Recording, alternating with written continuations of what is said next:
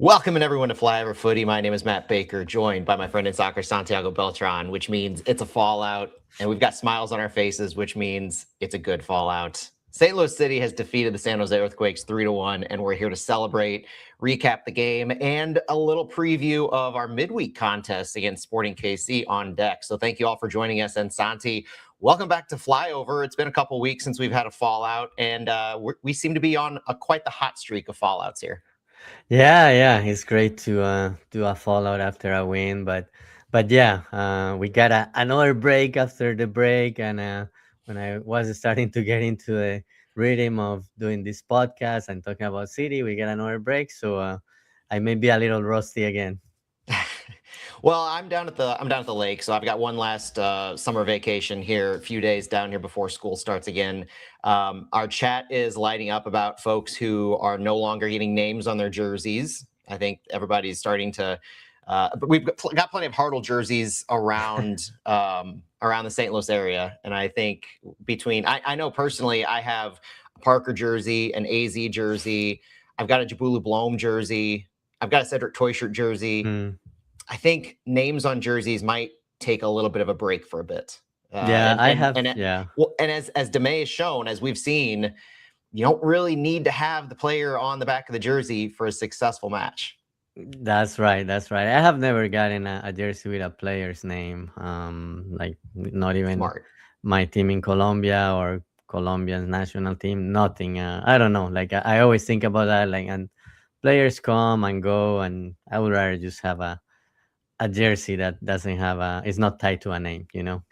That's why when we had our flyover kits earlier this year, that's why which I still need to get you yours. I'm terrible on that one, but we had our names put on because if you can't trust yourself to be a host of your podcast, who can you trust? And when it comes to that, I don't think we have any worries.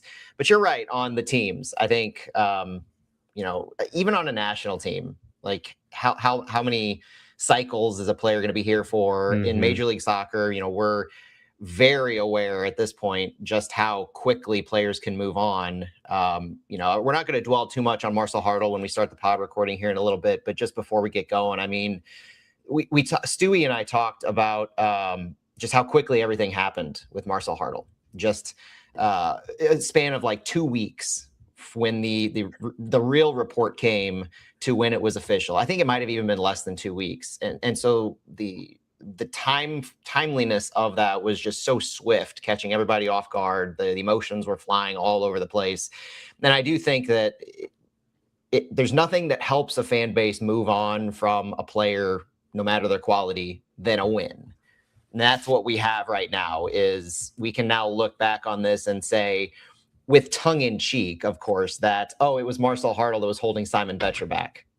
Oh, you went there. But in all seriousness, though, I mean, I've got the title of this episode with "The System Works," and I Yeah. was debating system works, system over player, because I said that last night during the game, and I think that's proving true. And we all hoped it would be true. We hoped that a lot of folks hoped that it would be Matan or Holsa that would pick up the slack, or that we would be able to see some kind of continuity and almost like the system would be able to mask the loss of the player. But I actually don't think that's really what happened. And as we're going to talk about this with some of the stats, you can easily make an argument that we've all been underestimating Edu Leuven over the past few weeks. And I mean that just in the sense that we haven't been talking enough about how if you're making it a Leuven for Hartel kind of a swap, the recency bias of Leuven's unavailability, I think, is Hmm. playing a lot into this, and his different role under Johan Demay, I think so as well. And I don't want to get too deep because I think this is a good conversation for the pod, but I think in the conversation of how to replace Marcel Hartel, the answer might have been in front of us all along. Yeah, and yeah, it's a different profile, different type of player, but yeah, and Ahmed said it like yeah, like when you bring new guys, it's not exactly a replacement. Everybody has their own abilities and their own characteristics, and that's what we see when Leuven is inserted in this Marcel Hartel position. But yeah, Mhm. everybody has different ways of playing, different characteristics, but the team did great last night, and yeah, we can be happy here and just move on. Yeah, Hartel had great contributions, but I'm glad the team last night showed they can survive without him. Well, let's get going for the pod recording and save some of the good stuff for the audio listeners as well.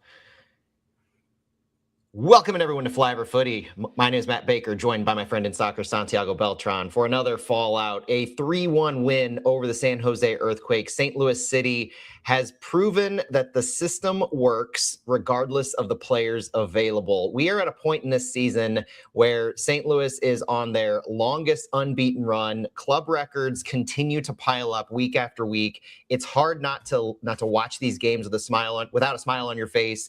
Afterwards, as we recap this, we're going to be grinning from ear to ear throughout. So, Santi, welcome in, welcome back. And what are your thoughts on this game? Well, happy. It's a great way to end the week. It's been a long week for me, just because of what happened in Colombia earlier in the week, and then it was a late match, and I had to wake up early today to run a race. I kind of didn't think about that when I signed up for it, but all good, all good. It's good. It's great to close the week talking about a great performance by City, the unbeaten run, and I think firing in all cylinders, even without Hartel. All cylinders, absolutely. And our hearts and thoughts do go out to Colombia with the devastation that happened in the earthquake. And I'm glad you brought that up, Santi, because we are thinking about your home country, your hometown, and hoping that the rebuild process can be pretty swift.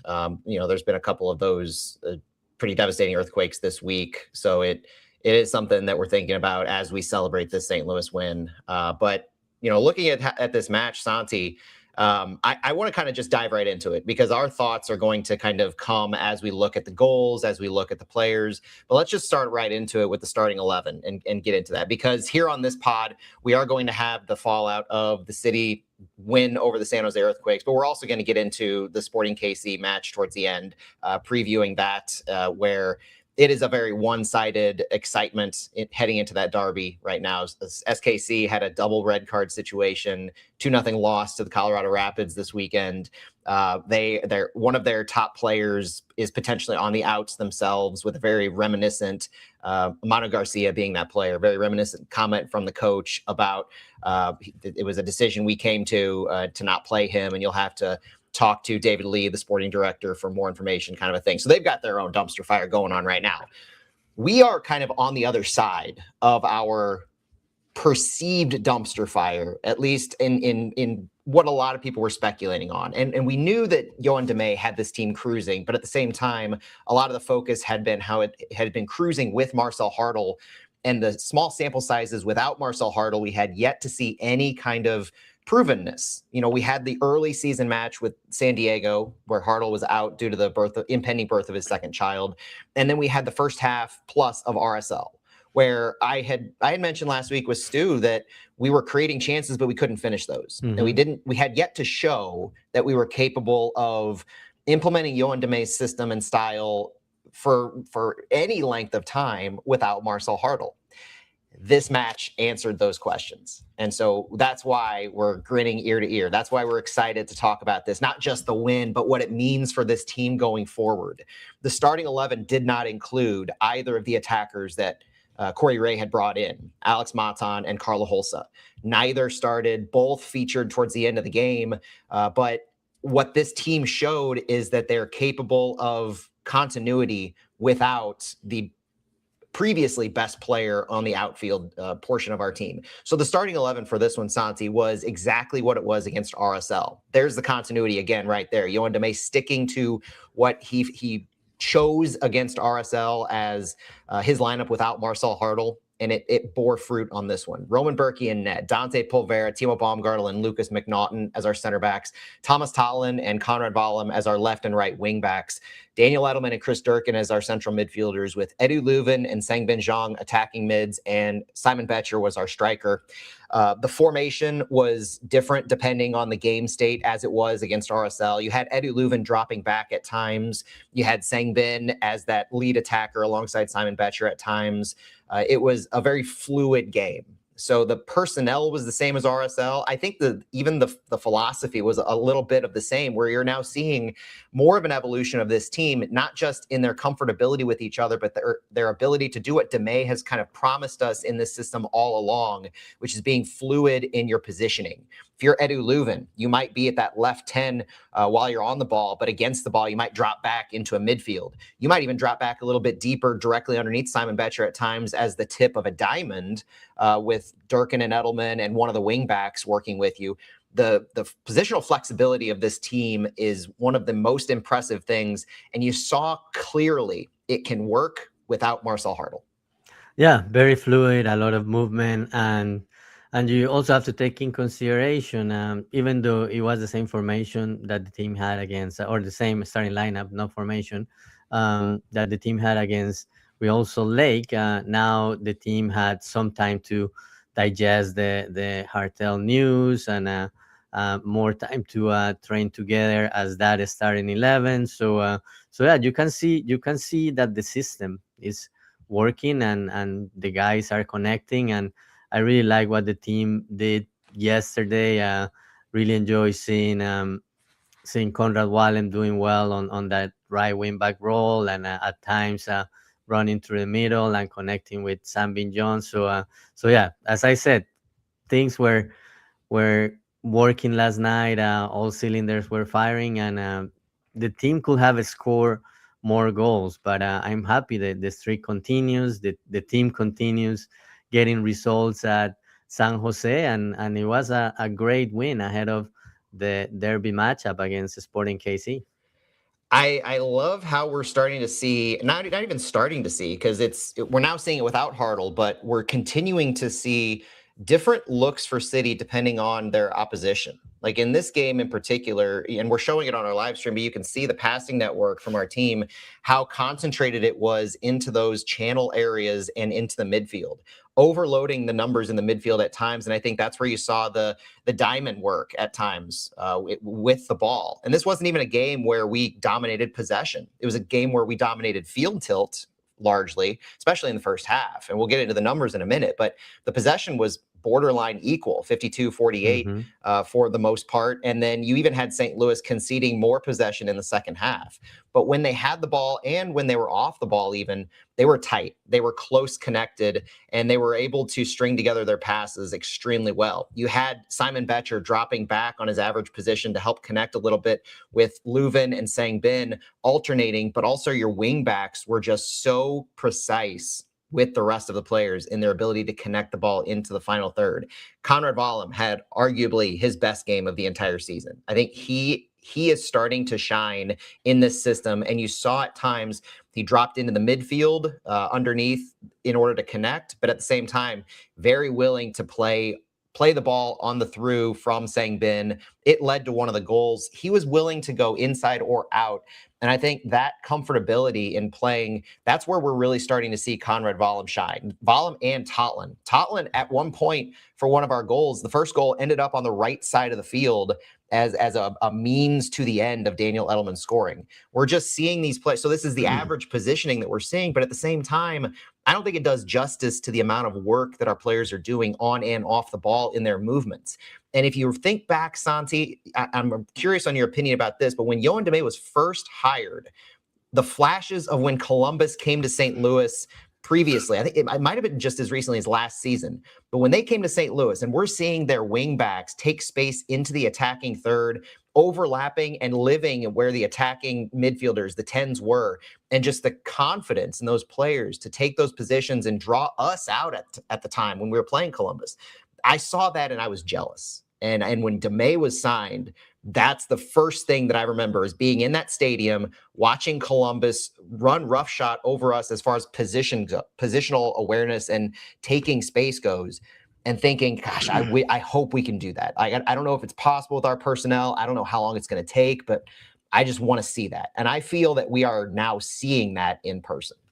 Yeah, it was, and it was last year. It was in 2025 that Columbus came here, and yeah, the first thought I had when Damet was hired as the coach, was how beautiful Columbus played, and a lot of people refer to the way they play as a Nancy ball, and I was like, well, maybe we'll see something similar here in St. Louis. Yeah, it could take time to implement, and maybe you need to get the right personnel, but yeah, it looks like the guys are buying into the idea, getting more familiar with the concepts, and yeah, still a lot of work to do, but the team is going in the right direction and continue climbing in the table. Now we have a great test on Wednesday that we're gonna preview later on. But I like what the team is doing, how the guys are implementing the Mets concepts, and it's great to see that the team has come a long way after a rough start of the season. And you look at some of these numbers as far as the shots and the quality shots. We beat San Jose in just about every metric that mattered. 14-6 shots, 8-2 shots on target. The expected goals number, Santi, is ridiculous. I mean, this is St. Louis. So there's two factors to this that I really want to look at. Is number one, St. Louis again overperformed their expected goals. Now, when you have 3 goals scored, that doesn't seem like it's too difficult, but we still managed to generate 2.81 expected goals. That's a huge number overall. I mean, you don't get to that number without consistent quality play throughout. Looking at 2 great XG opportunities, 3 good, 6 average, and 3 poor, and that kind of builds off of, like, I think if I remember correctly, it's 0 to 0.09 is poor, and then you have 0.1 to 0.5 is average, and then good. They escalate from there. So you're seeing that the Betcher finishes, the Edelman finish, those were those great and good opportunities. It was Daniel Edelman had the one good. Simon Betcher converted both of the great opportunities. This is something that had been missing early in the season. Is we're looking at the underlying numbers, and I've made the argument that they've actually remained more consistent than anybody might believe if they haven't been watching our games. But what's improved over the last couple of months, if you date back to May, is our finishing and our ability to convert the good and great opportunities. And I think that comes from being more comfortable in what you can expect. And by that, I mean, you can expect to receive the ball in these good and great opportunities. You know what's coming, and you can better prepare and plan for it. And that entire comfortability doesn't happen overnight. That's what this whole season has been. So if you look back to the early part of the season, when we were 2 wins in 10 all competition matches to start the season, you had the Revs and you had Tulsa in the Open Cup as our 2 wins in our first 10 all comp matches, 1 win in MLS. I mean, that was the growing pains. That was these kinds of metrics happening where you're getting the shots on target, you're even getting the expected goals, but you're not converting anything. That translates to what's happened recently, where we're now 11 out of our last 12 unbeaten in all competitions, dating back to that Chicago U.S. Open Cup match. We've got 10 in a row unbeaten in all comps and 9 in a row unbeaten in Major League Soccer. The turnaround is in large part due to the players understanding the requirement from the coach, the expectation, and being able to deliver upon that. And so you introduce certain players now, like Alex Matan and Carla Holsa. And that's why you get comments like Yohan Demay made this week about Carla Holsa in the next month working on getting him up to speed tactically. Demay commented about his fitness. And yeah, that's always a case when you only get 4 days of training with the team. But this team took March and April to get to where they were able to start this unbeaten run. 2 months of in-game, in-season tactical knowledge and learning and growing, because it's not just about training. It's about seeing it and living it on the field in matches. Took the team 2+ months to get to where they were and what we're seeing right now to begin to have the success. So for Matan and Holsa, I think having them get to that point by September to be starting and to be a part of this and elevating the individual quality, that's where we're looking to in the future. Having the success that we're having now and knowing what's on the horizon with these increased level of quality being added into the potential starting 11 rotation. Because otherwise, right now, you look at the starting 11 and you don't see the holes that you would presume would be left by the departure of a designated player, your best player. And this is where Edu Leuven comes back into the conversation, Santi, because Edu Leuven, from the corner kick that he took to connecting with the midfield, moving into the attacking third, I remember years ago when Leuven first took the 10 on his jersey number, and everybody was kind of wondering, why is he playing so deep? He should be our 10. He should be our attacking player. Leuven himself would at times talk about him best at the 6. Yeah. We would all want to see him as the box to box because we knew at the time and still now that he's one of, if not our best players. And so to have him impact the game on both sides would be so important. I think he's really found a home at one of the 10 positions under Johan Demey. Yeah, and I have always advocated for Edu Leuven being that box to box midfielder, and yeah, I know he has said he feels more comfortable at that defensive midfielder position, but I think he excels when he's that box to box guy, and maybe he has come to an understanding with the men's system that he can be more impactful there, and aside from that, you also have Edelman and Dorkin holding that position, so he has more liberty to be that box to box guy that can make an impact in the game. And yeah, it has taken a while for the team and for him to implement the system, but it's working so far, and I think he could be that solution for that right and that left hand position that Hartel was holding, and then you have Matan and Holsa. They can be plugged in, and I think Matan has an advantage just because he knows a little bit of the system. He has experience playing for Dame, so I think he will get there earlier, and yeah, Holsa has to get more fitness and obviously learn a complex system, but I think with the pieces the team has, the team can continue excelling. If another guy is added in the next few days, great. If not, I think the team will do the best with the guys it has right now. Speaking of doing the best, let's look at the 3-word reviews that were posted in response to Stewie's comment at the end of the match, looking at the fans and seeing what they thought of this match.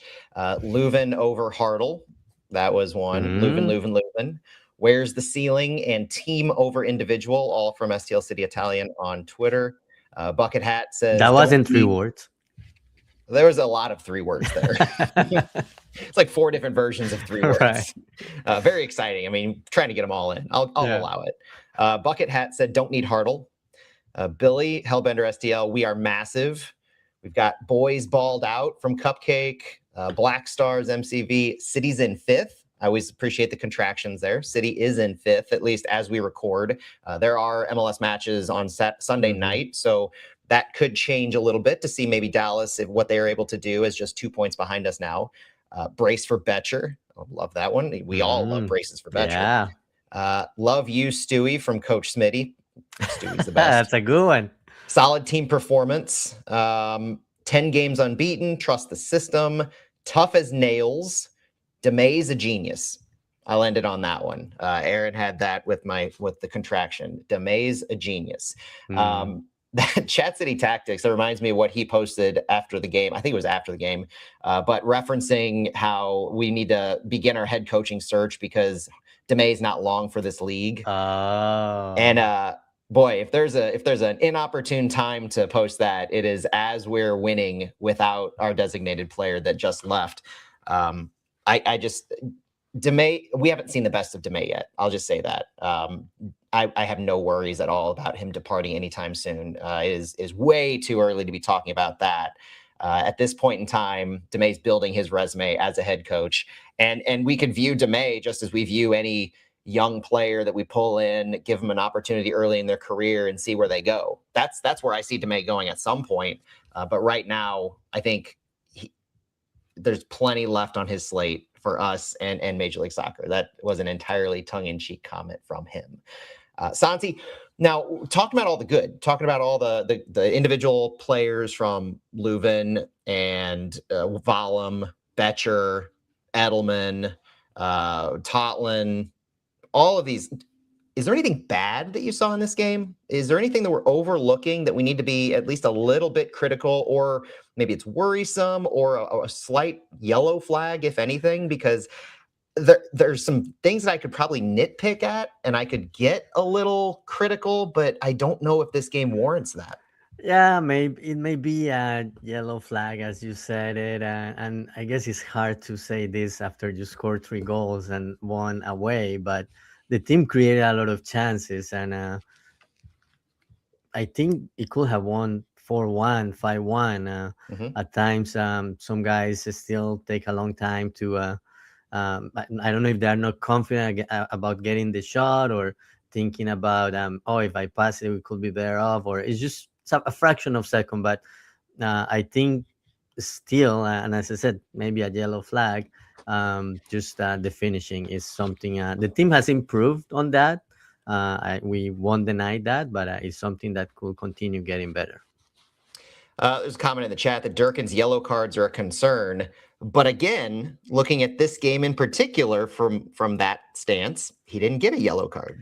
I know, and the game got a little chippy It towards got the real end, chippy. and I was like, oh, Dorkin is gonna get that yellow card, but he survived one more game. He just has to stay in good behavior for a few more games, but eventually he will get that yellow card. I think. Hopefully, it's not during a stretch of 3 games in 8 days. Hopefully, Yeah. he can get past these next 2 games and then go from there. Well, one thing that if you're looking at stats, Roman Berkey had more sprints to midfield to disrupt scuffles than he did saves. He had one shot on target that he saved, and at least 2 times that he was sprinting to the midfield to get involved in a scuffle. And part of that might have to do with the fact that our vice captain is no longer on the team, and I don't know if the club has selected a new one. Hopefully, we'll find out about that soon. But at the same time, it speaks to the body of work that St. Louis did, the field tilt wins and all that, that there was only one opportunity for Berkey to make a save. And at the same time, you had the one scuffle there in the second half where we were kind of, I forget the player, bulldozed over at the touchline. It was And Timo Werner. It was a it bulldoze was Timo Werner by was the Conrad one who Wallace. Yeah, bulldozed them. Which one of yeah. our players did he take down? Was it I think it was. I think it was. was I it think it was Valen? Valen. Yeah, yeah, Yeah.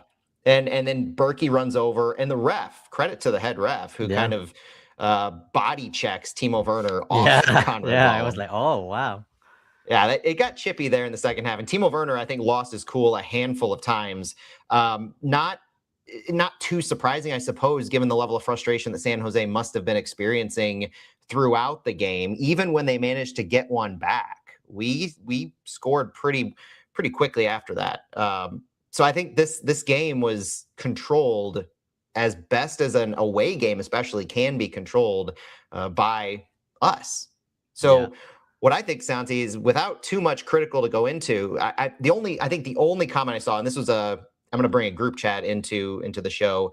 There was a comment I saw about Carla Holsa looking a little slow, possibly towards the oh, end.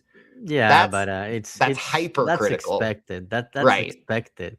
The one thing I was gonna comment on when you mentioned that San Jose score is allowing a goal at the beginning Mm-hmm. of the second half. We have Yes. mentioned how important those phases of the game are, but yeah, that's something the team will continue working on, especially when you're winning 2-0 and you had chances to close the half with a with 3-0 advantage, and basically starting the second half more relaxed and not having to worry about what could happen. Allowing a goal on the at the beginning of the second half can allow a team to come back. So I got worried when San Jose scored, but it was a great response by the team scoring that third goal a few minutes later.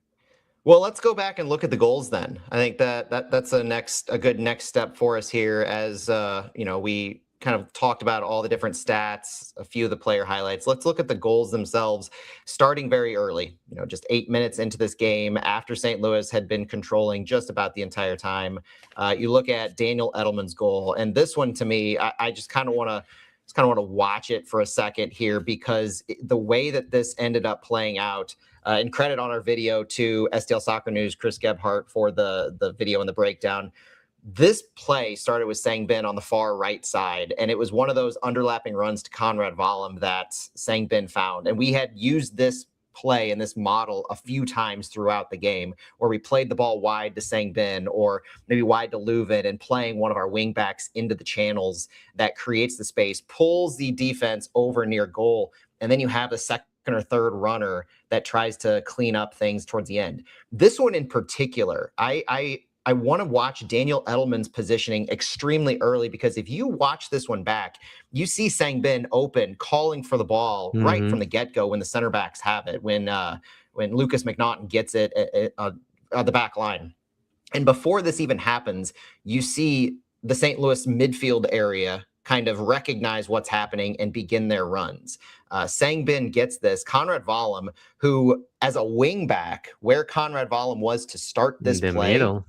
In the middle. I mean, he was borderline left channel in the final third, and he recognizes where Sangbin receives the ball, recognizes where the defenders are, and sees his space to go receive that ball.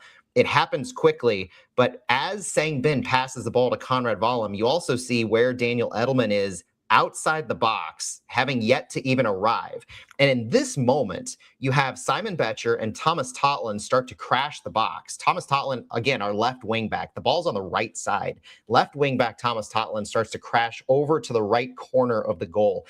As those players are coming in, Daniel Edelman's kind of staying behind. What's Daniel Edelman's responsibility in this? It's as a central midfielder, borderline central defensive midfielder, because as St. Louis is going through this play, if they lose possession, if San Jose is able to take the possession back, they could start a transition very quickly if Edelman has pushed high and if we only have 3 center backs back. They have the potential to do that. So Edelman at this moment has a decision to make. It's, do I get involved in the fray? Do I enter the box and go for broke? Look for what I can see. I see the space, take it, and be risky. Take a chance there. Or does he play it safe and stay back and keep his positioning as that defensive midfielder? And what he does is obvious. He sees the space. He takes the opportunity as everybody's crashing that right side. And it's one of those chances where if you see when the pass was sent by Vallum, it was sent well before Edelman arrived in that moment.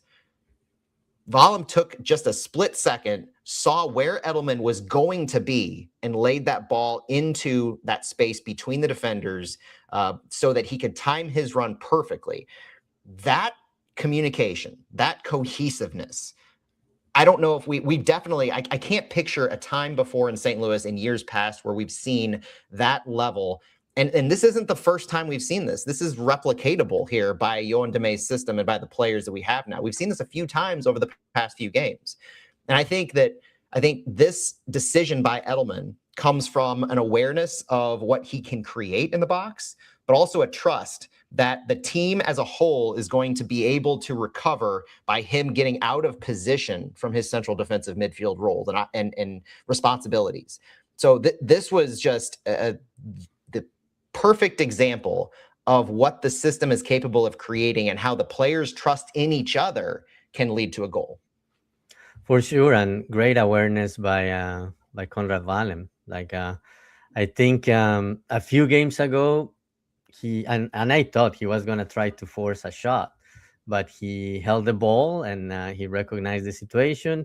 I have been rewatching Ted Lasso now that season 4 came out, so way to make that extra pass, that additional pass to finish the play instead of being selfish and trying to finish it yourself. But yeah, I think last year or maybe earlier in the season he will have tried to force a shot and could have ended up in nothing. But yeah, it's great that also Edelman recognized the situation, crashed the box. When you have so many guys in the box, you can make things happen, and I like that the team is doing that. I think early in the season, you actually saw a handful of those Conrad Vallum shots where he would receive that from Sangbin, try to pull defenders to him, and then try to step back into that left channel, create space for himself, and then take a shot that would be blocked or would not have any kind of danger to where this did. But his awareness to see Betcher and Totland pull defenders over, the space that existed, and the trust that Edelman would get there. For Danny Edelman, a player who came into the season wanting to improve on the ball, was never really involved in the attack with the New York Red Bulls to this magnitude. now getting his third goal or second goal of the season for a period of time for about 19 minutes.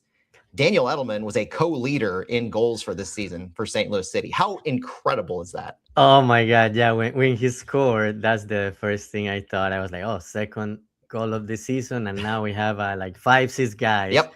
tied for the leading scoring position. But Simon Betcher obviously had something to say about that and had a great night himself. Simon Betcher doing his best to make my prop bet at the beginning of the season for Catherine Me Cares. too. Me too. You selected Betcher as your leading goal scorer, didn't you? Yeah. He's doing his best. He's doing his best to help you on that one. He's doing I said his he best. was gonna score 10 plus goals, and if he does, I'm going to make a donation, extra donation. That's true. I might miss out on that, but for me, I think my prop bet was that he would have more goals than Klaus, which I think we're on track to that a little bit. We but may be on track, yeah. He's also proving that the leading goal scorer for this team might have been here all along. Yeah. And that's where I think a lot of the jokes with Marcel Hartel leaving came in for me anyway, is that, well, it's obviously going to be Holsa or Matan right. or Betcher. As we get into his goals, one of the things I want to preface about Simon Betcher real quick is Simon Betcher, 99% of everything that we saw in this game, Simon Betcher has been doing over the past at least 10 plus games. Right? 99% from coming back to the ball to movement off the ball, pinning defenders back, his pressing, his gutsiness. It's all been working. If you go back and look at the heat maps, which I did, they look very reminiscent to most other games here during this unbeaten run. The number of touches that he gets per game, also very similar throughout. Betcher has been very consistent in 99% of the things that he's done over this entire unbeaten run. The one thing that he has not been consistent at is goal scoring. And that's obviously the most important thing that you usually need from your 9, your center forward, your striker, is put the ball in the back of the net. And that's where our hyper focus of our criticalness has been for Simon Betcher, right? It's been his ability to finish. He came into this game absolute dead last of every Major League Soccer player in the difference between his goals to his expected goals. This game definitely moved the needle in a positive direction. So I'm going to look here in a minute to see if he's still leading the league in the negative there. But my point is, everything he's been doing has been facilitating us winning, us not losing these matches, our unbeaten run. The thing that will take us over the top, and we've been talking about this throughout this transfer window, the thing that will elevate us to be in the elite levels of MLS teams right now is a striker who can score goals. And if Betcher, again, small sample size right now, but if he's going to turn this around and the timing just happens to be at the expense of Marcel Hartel, and correlation without causation, I completely understand it. But if he's going to be turning it around and we have the next few matches to start to build a sample size of this, if he can do that, then it does lessen the absolute need to sign a new striker. Doesn't take it away by any means. We still need to. We have no depth at the striker position. Palmer Alt getting his 60 seconds of airtime at the end of each game doesn't count. Palmer Alt is not a second option for us at striker. We still need that, whether it's a starter above Betcher or with him fighting, whatever it ends up being. But my point is, if Simon Betcher can actually start to turn these opportunities into goals, even at an average basis. Last night was I think that was a correction, a massive overcorrection. But if he can start doing that at even a marginal basis, that turns our entire fortunes around to make us a legit top 4 contender. Yeah, it is Simon Betcher's time to shine. Even if somebody comes, whenever they come and whoever they are, they're going to need some time to adapt, and we may not see the results until September or later. So yeah, it's Betcher's time to shine, and hopefully he can continue closing that gap. Yeah, it's a small sample, but after the break, I think if you could compare the goals score versus that XG before the break and after the break, you can probably see that improvement. I agree. Absolutely agree. So let's look at that first Betcher goal. And oh boy, doesn't it start with that other person we were talking about Oh, earlier, what a Edu Leuven. cross. What a cross. And this is another thing that I know we had at least wondered about is with Marcel Hartel gone, it's not who's going to take our corners and our crosses, but what kind of difference are we going to see in effectiveness one way or another? And this is another perfect example of a question being answered in this game about what the future of City holds for the rest of the season. It's back to Edu Leuven. It's a reminder of everything Edu Leuven had done for us the past few years and why Edu Leuven is the all-time leader in goal contributions for St. Louis City. This was a fairly simple play, right? This was just a beautifully curved cross from the corner spot. And Simon Betcher didn't even need to do much on this one. If anything, you give a hat tip to Daniel Muni for not following Simon Betcher and just taking a step forward into Timo Baumgartel on this one, because that ball lands right where Muni was. And Simon Betcher just stays simple. He just keeps the space that he has, and Leuven finds him. I think it's so simple in its effectiveness that I don't want to talk too long about it, but at the same time, I just cannot help but appreciate the cross itself and Betcher's finish. Yeah, it was a great finish. And yeah, you mentioned Daniel Muni. I think San Jose's goalkeeper also helped a little bit because he didn't come out. He should have. He didn't have a great game. He's their new signing, but I think San Jose is already missing Daniel, who went to Dallas. Yeah, put a pin in that one because I want to come back to Angus Gunn and the criticism that is warranted from the San Jose side on him. But that ended the first half, right? So when you look at this first half for St. Louis, we end up going into halftime up 1-0. We had the advantage 8-3 in shots, 4-0 on shots on target. Touches in the opposition box in the first half was 17-7 for St. Louis, 52% possession. They were cruising by all accounts. And then the second half, credit to San Jose, because I think they made some subtle changes to help limit the effectiveness of St. Louis in both their transition and their ability to retain the ball. I think San Jose jumped out in the second half and they started to control possession for a good amount of the opening part of the first half. They ended up with the second half 56% possession, but the efficiency of that did not translate. Second half, just looking only at the second half, St. Louis still had 18-5 touches in the opposition box. They still led in total shots 6-3, and they still led in shots on target 3-1. Right. So San Jose, they found a way to mitigate St. Louis's overall control of the ball and St. Louis's ability to retain possession. But San Jose was not able to translate that. It speaks to the defense of St. Louis in what they were able to do to withstand that. You had blocked shots by our center backs galore. You had dispossessions as San Jose was entering the opposition box area. You look at when all is said and done at some of these passes and field tilts, San Jose was able to get the ball around the box an awful lot, especially on that left side, but they just were not able to translate that to penalty box entrances, and definitely not to shots, because their only shot on target came from this Bolero goal that was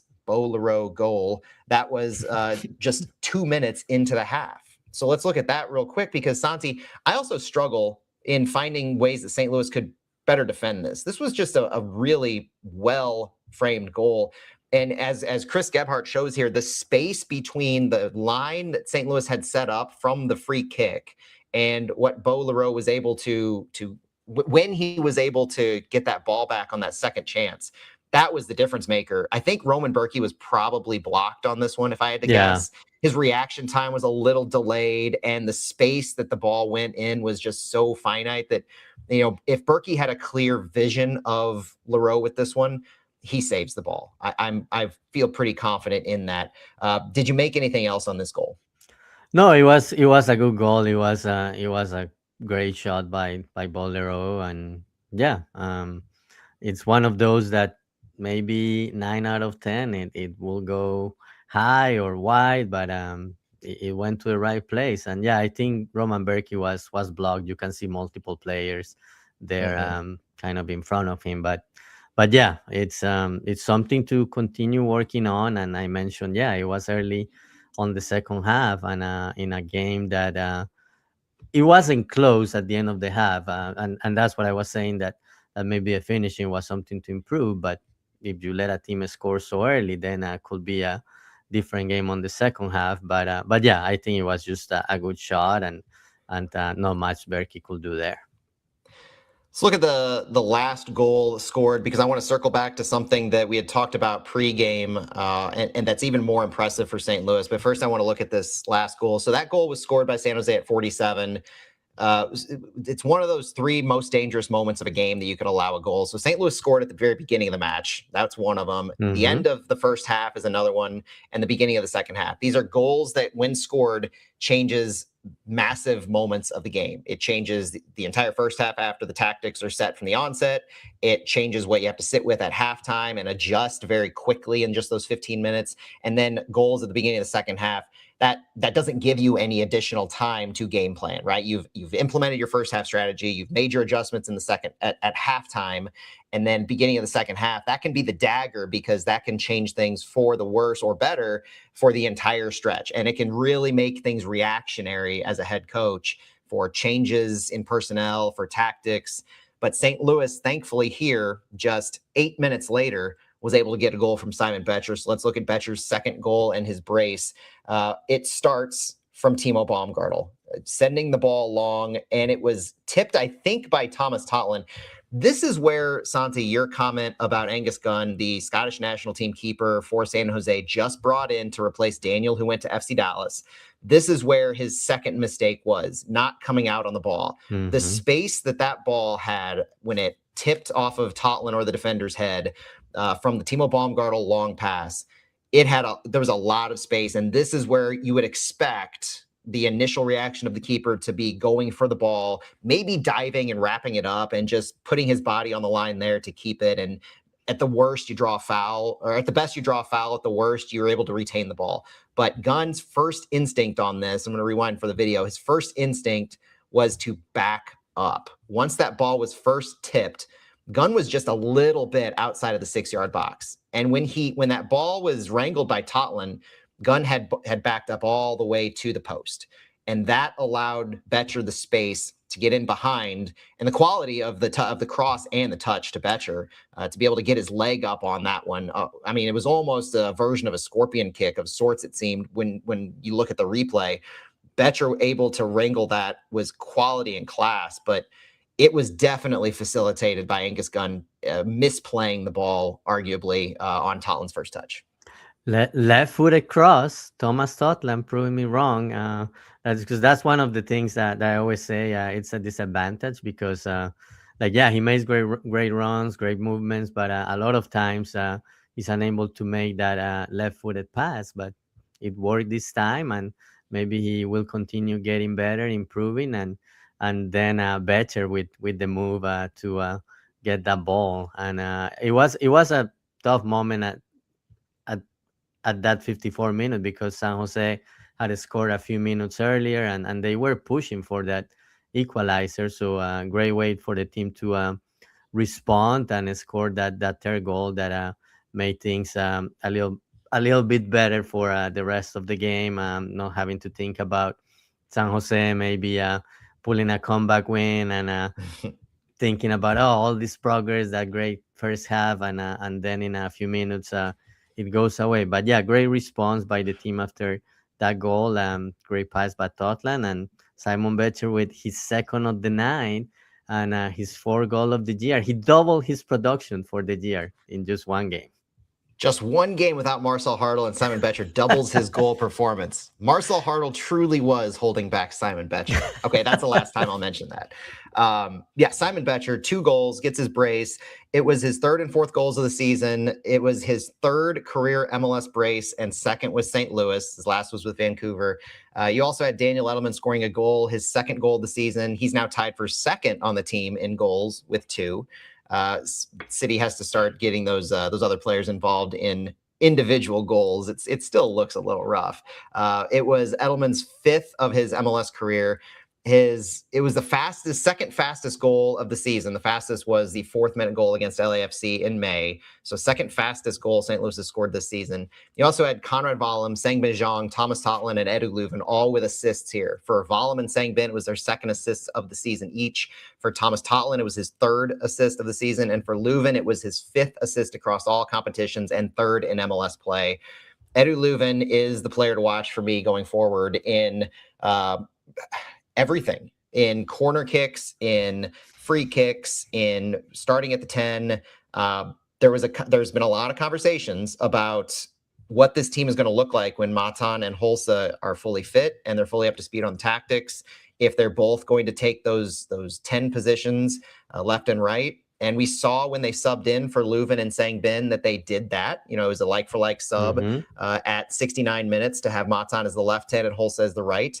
Matan, I think you saw a lot of that same quality you saw against RSL. So his stock continues to rise in a lot of fans' eyes. Holsa is still learning the system.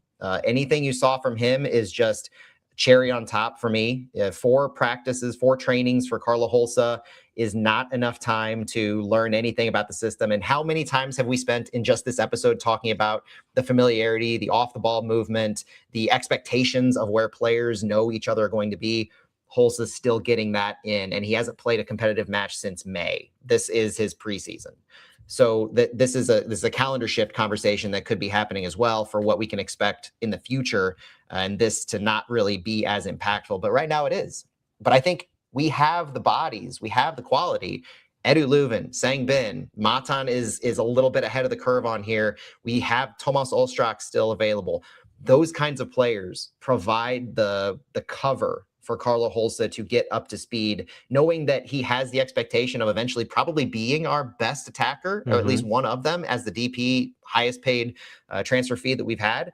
But we can give him that time, which is a benefit and it's something that we haven't been able to say in the past, where we are able to give that player the runway to get up to speed, and the quality from others can cover them.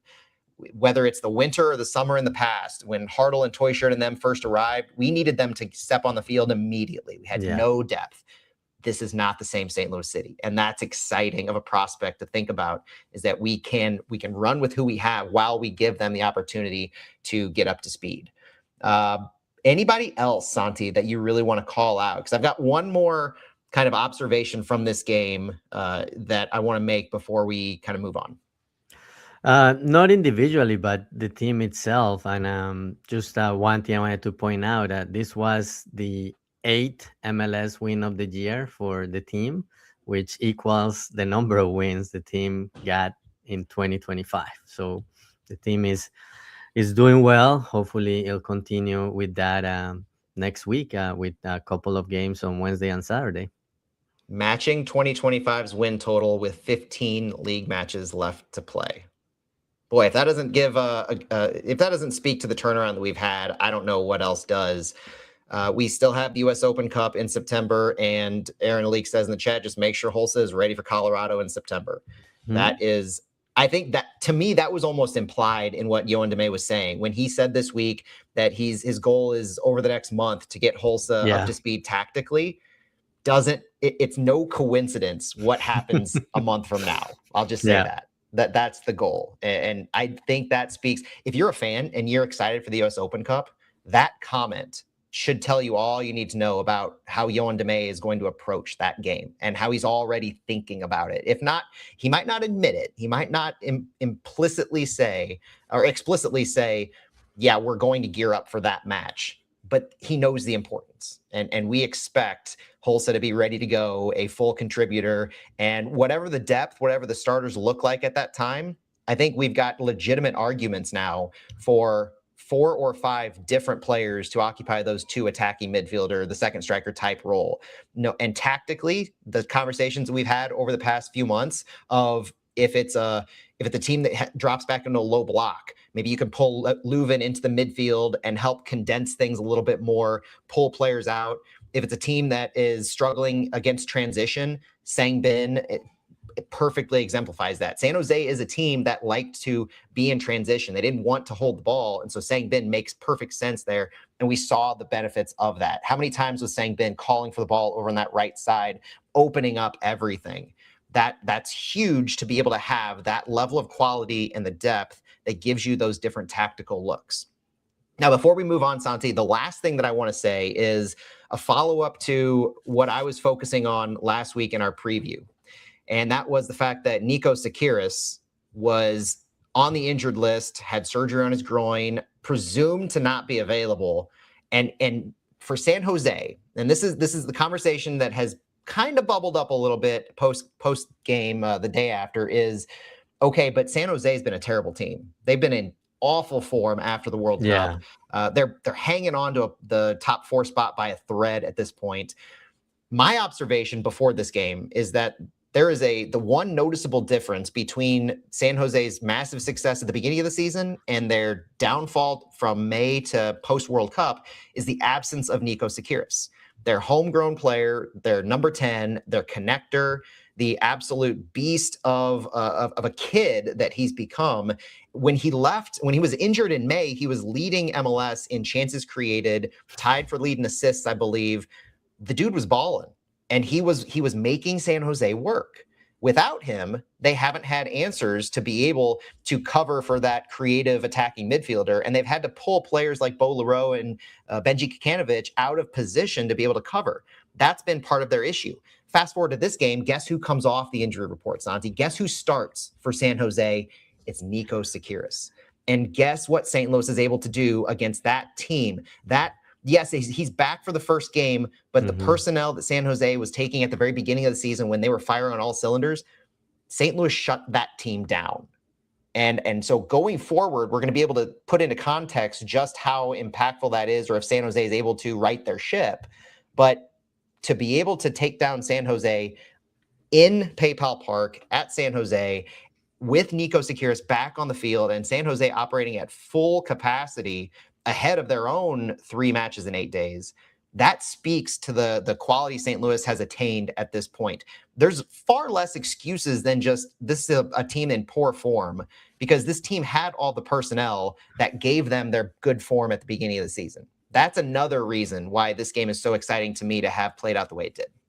Yeah, and you can argue like, yeah, team in poor form, but those are the matches you have to win regardless of whether Sakiris was back or not. I saw you posted the stat with him starting and without. I was like, oh, here we go.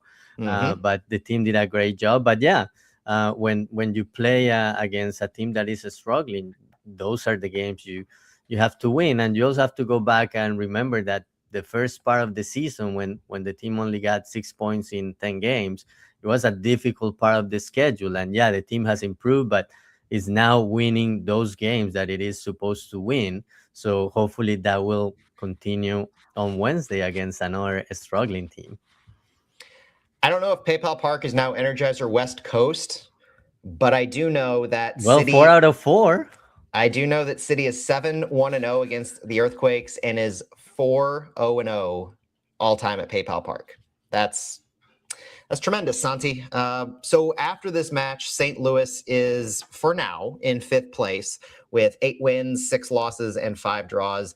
They are now 4 points shy of San Jose in 4th place. So no matter what happens between other teams that are playing, like FC Dallas, who is 2 points behind us right now as we record, no matter what happens, we're still going to be within 4 points of a 4th place spot. Right. So we might fall down into 6th or tied for 5th or something like that. But we have positioned ourselves 5 points clear of Portland, who is just outside of the playoff picture. So that separation with everything else going on in the middle of the pack of the Western Conference. And just for, as we turn the page over to the final subject of this episode, which is the preview to SKC, we are, quick math, 15 points ahead of SKC in the standings. Sporting KC has 14 points. We have 29. Santi, before we pivot fully, any last comments about San Jose? Are you ready to dive into SKC a bit? No, I'm ready. Let's talk about Sporting KC. St. Louis City faces Sporting Kansas City on Wednesday at Children's Mercy Park, Energizer Park West over in Kansas. And SKC could not be on a different trajectory than St. Louis at this moment in time. There are fans calling for Rafa Wiki's head at this moment because of the Manu Garcia aforementioned. I think I mentioned at the beginning of this show. If not, I mentioned it before. Manu Garcia did not appear for SKC in their match against Colorado this weekend, a match that Sporting KC lost 2-0 with 2 red cards. And it's almost like a Black Mirror version of what's happening in St. Louis, where I saw someone post that the comment that that was attributed to Rafa Wiki, the SKC manager, about having a conversation with Manu Garcia before the game and deciding not to play him. I couldn't help but go back to last week, the same exact, almost, not word for word, but it felt like the same idea of what Johan Demey had said about Marcel Hartel. And then we saw what happened with Marcel Hartel. The writing was clearly on the wall from that moment. And then to hear Rafa Wiki say this about Manu Garcia, one of the 2 best players, I think you could say about SKC, along with Dejan Joveljic, it bodes well for St. Louis. We'll say that first and foremost, but it also speaks to the catastrophe that's still ongoing with SKC and their fans. It's hard to defend that at the moment. At the time for St. Louis, it was hard to defend for us. And we've seen this team bounce back. In that match against RSL where that happened, we were able to pull away a draw. For SKC, they were not only not able to pull away a win, but they had 2 reds, one early, one late. And so they're going to be missing one of their center backs going into our match, first of all, because he picked up a red card at the end of the game.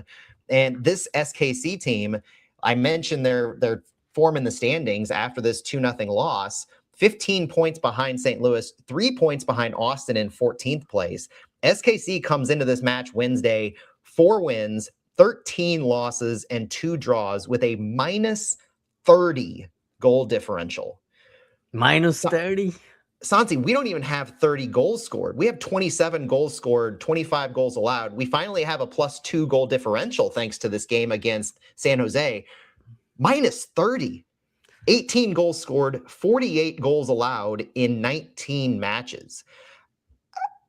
I know it's an away game, and I know it's midweek. I can't think of a legitimate argument that we would have to not win this game.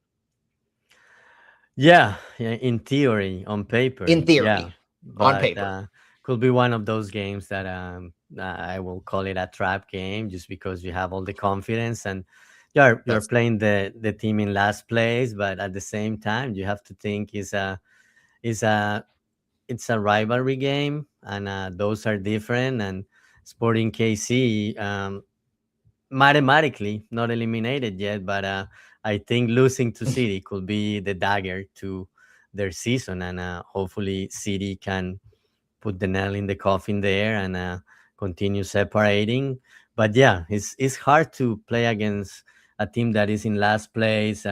They have not scored a goal in their last 3 games, and obviously with the 2 red cards and the Manu Garcia situation, a lot of guys will have to step up. So yeah, City has to be careful about that too, and not get too confident. Just continue playing the way they have, and hopefully pull 3 points out of Kansas and get the first win at the Furniture Mall. So midweek matches, 3 matches in 8 days, always comes with a bit of rotation. So that's probably the biggest question from the St. Louis side, but it's also a question on the SKC side. Presumably, they're not going to have Manu Garcia available, which means that their connectivity into their attacking third is going to suffer. We saw that happen against Colorado this past weekend. The stats are mind-boggling as far as the field tilt. Colorado had 74% possession against SKC in this match. They outshot them 28-6 and had 4 shots on target to SKC's 3. Expected goals were 2.92 to 0.98. The 47 touches in the opposition box for Colorado to just 4 from Sporting KC. The performance against Colorado was an abject disaster, and you just wonder personnel-wise how they're going to be looking and the confidence that they're going to have coming into St. Louis, because it feels like at least with this small sample size without Manu Garcia, and not that SKC was doing a good job at this before, but there's no way this is a team quality on the ball, able to possess the ball for significant periods of time, at least to the point where they're translating possession into danger in the final third. You have this, you see this a lot, and KC's been a great example of it, a team that possesses without any bite to it. Their possession occurs in their own defensive half.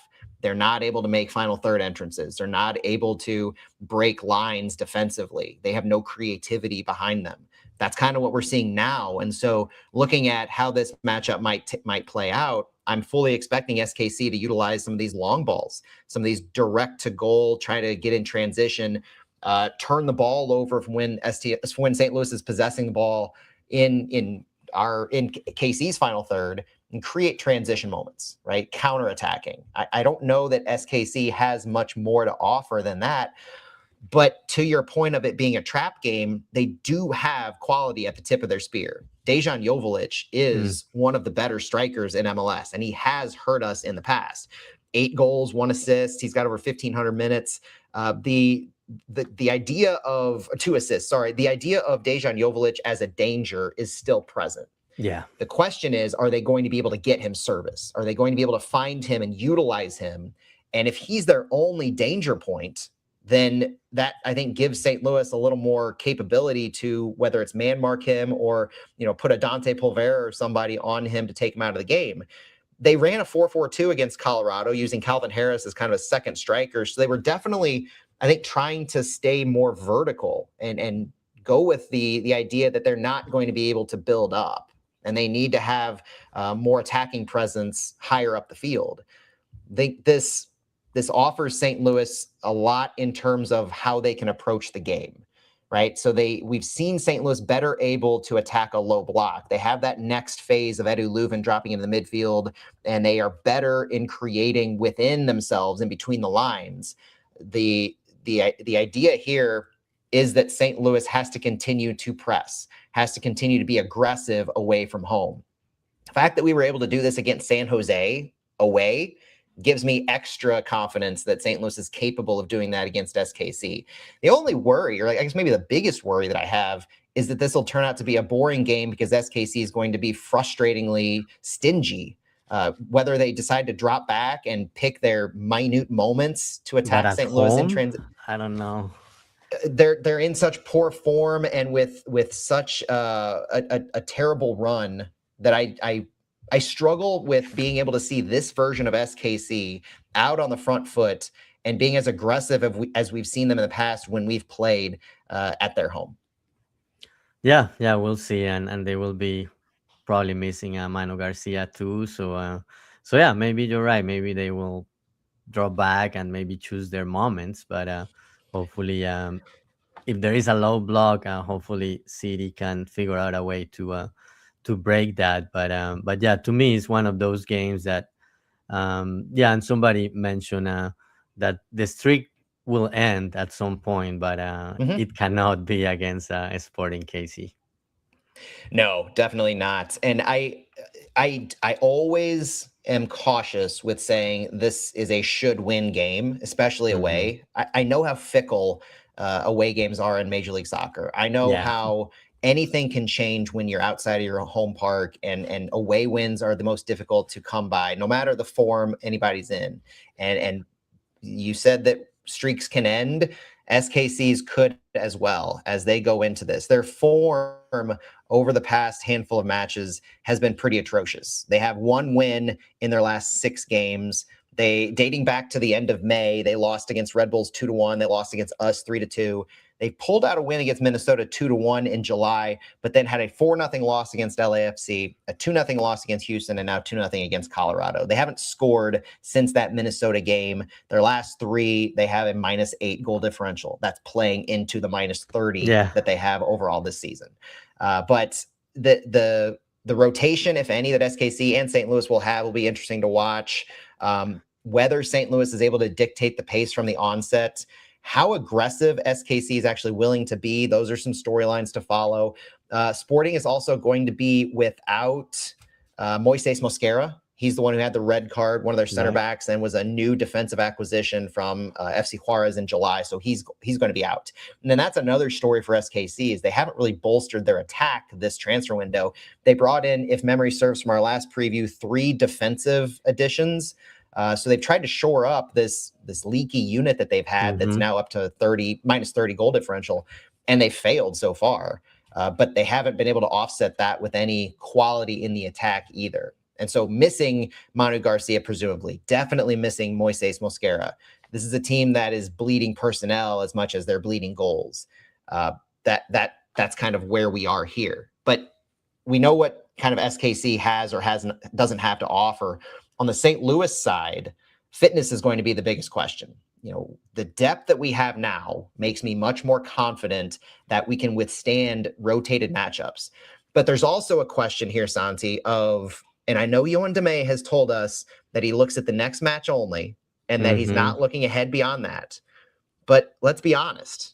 We are, as we record this, 6 days away from playing the number 1 team in the Western Conference, a team that we just beat in the U.S. Open Cup in May, a team that is also playing 3 matches in 8 days and has a worse travel schedule than we do. They play Vancouver midweek, and I'm talking about the Houston Dynamo.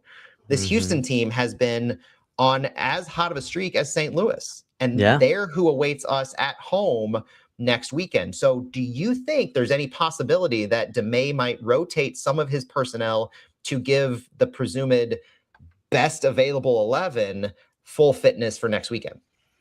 No, I would say no. I don't think so. He hasn't shown that this year. And with these 3 games in 8 days, usually when you see the rotation is in that 3rd game, although you have also taken consideration that the team played at California last night, although the team stayed there last night to recover.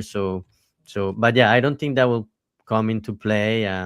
Obviously, they will assess that Monday and Tuesday, but I don't think that Saturday's game will impact what we see on Wednesday. It will come down to who has recovered, but I don't think Dame will make that mistake of thinking about, oh, it's Saturday against the team that is at the top of the conference when you have a derby match and it's against an opponent that is struggling, and that if you win, you will continue that streak and make it a great matchup for Saturday. But no, I don't think he will make decisions based on thinking about Houston. Though I agree with you. I think that, and I think that the depth affords that. The only concern is going to continue to be Chris Durkin. Chris Durkin's still on yellow card watch. 1 more yellow card in the next couple of games, and he's suspended. He had his 5. He had a suspension. MLS has, after you get suspended, it only takes 3 more accumulated yellows to be suspended again.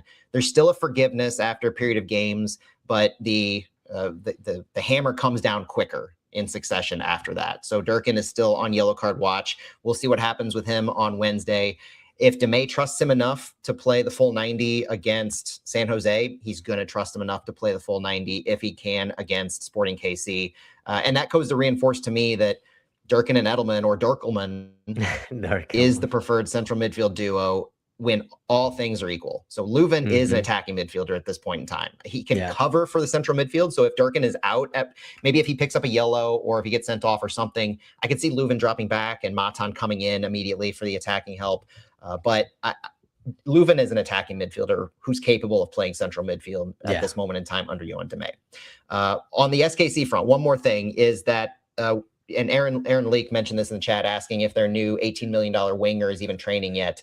Andre Luiz, who was signed by SKC, or at least supposedly signed by them, Sporting KC hasn't announced that yet.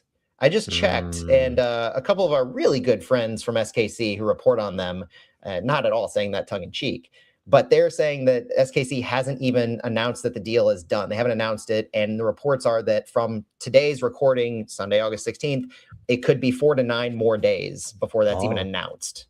So no worries about Andre Luiz making an appearance against St. Louis. He will not be there. So everything that we said still holds true. Now, with Houston on the other side, it's an opportunity for St. Louis to continue to climb the ladder a little bit, put some space. I've got to add, Santi, that it's still frustrating that this rivalry match is happening midweek. It's almost an obligatory thing, but I can't not say it because I continue to be frustrated that our fans on both sides don't get the opportunity to make this the bigger deal than it already is. Whether you have to take off work to go travel, whether you can only go for one night and you got to drive back that night to go. I mean, it's just not ideal. And you hope that MLS can improve upon that in the sprint season and when they introduce divisions in the future. That's my hope long term. Anything else that you really want to say about SKC on this one? No, I think we covered it. It's a game St. Louis has to approach with the same approach it has used the last few games. Don't think about they are in last place and they haven't scored in 3 games and they are struggling. No, you have to respect the opponent, and when you come to a derby, a clásico, whatever you want to call it, it's a different game when you have that game against your rival, and I think Sporting KC is also gonna see it that way. Yeah, and as much as I smile about St. Louis's performance, as much as we talk about this should be a win, we cannot take it for granted. That's a big thing. I'm glad you said that. You can see the form that they've been in. You can see their personnel struggling. But think about the other side of the coin. How big would it be for SKC to pull out a victory against St. Louis, given all of those things that are happening? That's something that they won't forget. They won't let us live down. They already make excuses from the last time about not having personnel or whatever they say. They were busy. They were busy, right? This isn't something that St. Louis can or will be taking lightly. And I know that that's part of what Yoann Damet is telling our players, is that they might be confident, but don't be cocky. They might be sure of themselves, but don't forget what can happen in a derby match. Don't forget what can happen away in MLS, regardless of anything else that can happen. With Dejan Joveljic and Calvin Harris, it only takes one moment to change a match. And it's going to be up to St. Louis to make sure that they not only mitigate the big moments from occurring, but they're sure enough in their transition defense. They're sure enough in all of their responsibilities to prevent any single moment from happening. The expectation, the hope, no shots on target. 1 shot on target from range that Berkey's able to save, something like that. Stay firm for 90 minutes. Stay firm for 90 plus minutes. Do your job, because this is a game that on paper, and I think in personnel wise, favors St. Louis, and they should be favored on all lines, even though they're away, which is a very rare thing in MLS. You don't often see the away team favored. This should be an example of that, and it's up to St. Louis to live up to that expectation. Now, Santi, I think that's it for us on Fallout, looking at the 3-1 win over the Quakes and then previewing SKC. It's a big week for St. Louis. We'll be back on Flyover after the SKC game to do a Fallout and preview of Houston, which could be a matchup between St. Louis and first place Houston Dynamo, depending on how they perform against second place Vancouver this week. I think that's going to be the match that, while we're all tuned into St. Louis and SKC on Wednesday, MLS at large will be looking at the battle of 1 and 2 Houston Vancouver midweek. So we'll pay attention to that, but ultimately we have business to take care of with SKC this Wednesday. Santi, thanks for joining me on this episode of Fallout, looking at these 2 matches. We'll be back later, like I said. For now, enjoy the win. Be confident, be excited about our team. Look forward to this SKC match. It's a big one. It's exciting, and enjoy the ride. Longest unbeaten run that St. Louis has had in our history. We hope it continues, and that's all we can do right now. Enjoy the ride while we have it. My name is Matt Baker for Santiago Beltran. Thank you for joining us, and we'll talk to you later. Vamos City! All right, folks. Thanks for spending some of your Sunday with us. Appreciate you tuning in later. Lunchtime Fallout. Enjoy the rest of the weekend. And for those of you traveling to Kansas, have a good trip. Be loud. Bring the noise. We know you will. And we hope you bring home a W. Thanks, everyone. See you Wednesday. Bye.